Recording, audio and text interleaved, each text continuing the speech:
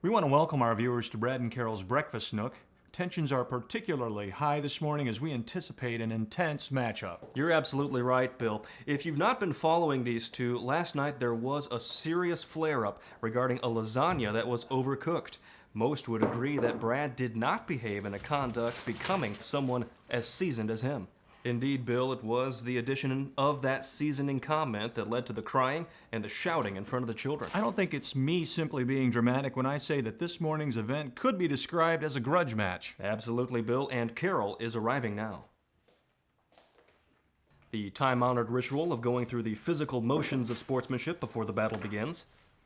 Now, what Brad has got to do is regain ground he lost last night.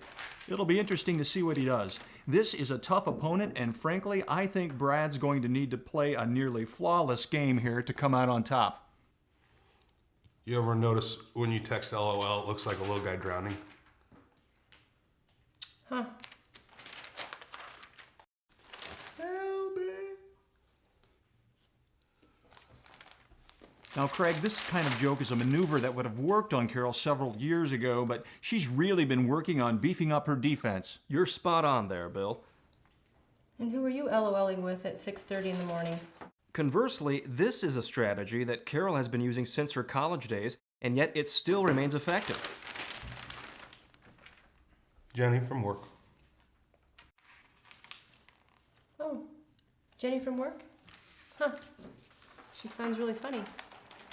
I mean, not funny enough to laugh out loud about, but apparently funny enough for you to want her to think you were laughing out loud.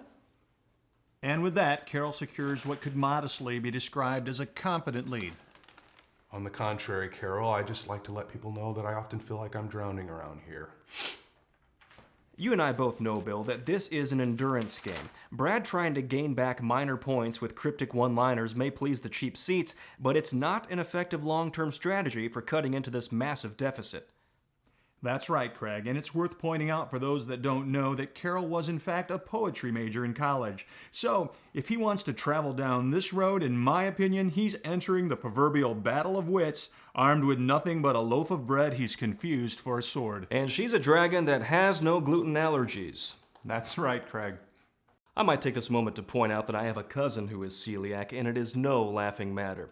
He is not allowed to eat a proper sandwich. You know, I am wearing the tie you bought me for Christmas, and you didn't even notice or tell me you liked it. Brad pulling out a page from Carol's playbook by faking injury. Yeah, I bought it for you because I thought it looked nice. And you must really like it since you've waited till now to wear it. But if you must know, you are stunning. And I know you've got to be so self-conscious of your body since having 2 children come out of you. I just don't say it enough, do I? You are so mind-blowingly handsome. Watch out, George Clooney. My husband doesn't need to use that gym membership we've been paying on for months now.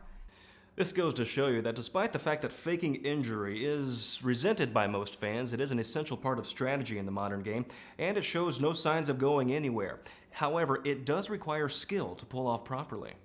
It's all about performance and believability, Craig, and I just don't think the judges are going to buy it that Brad was seriously hurt by Carol not noticing his tie. Much like how Carol didn't believe Brad's performance on Christmas morning when he received yet another red striped tie instead of the Bluetooth device he specifically requested. The record of time spins round and round, Craig. Indeed it does, Bill.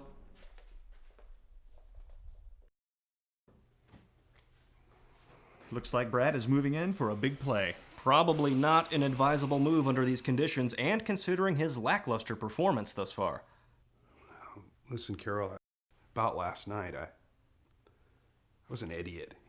And I'm dealing with a lot of stress at work right now. And instead of leaving it at work or handling it appropriate, I took it out on you and your lasagna last night. And you know I love your cooking, and you're already frustrated with yourself for overcooking it, and probably only because you have a lot of stress right now too. And instead of recognizing it and responding appropriately, I directed all my frustration at you and Jenny at work.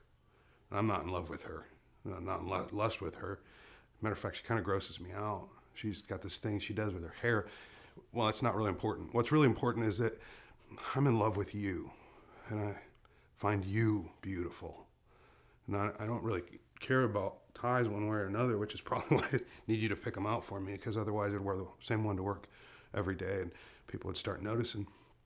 I just want to be real with you, not hold on to things like ammunition, and I don't want our marriage to be some sort of arms race. I really love you.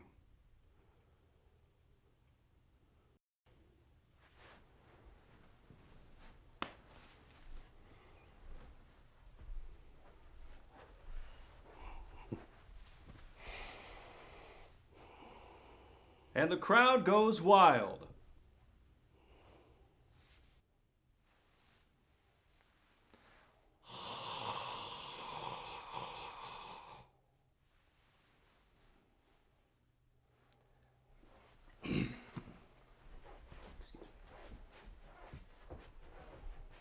Score? Let's not get ahead of ourselves, Craig.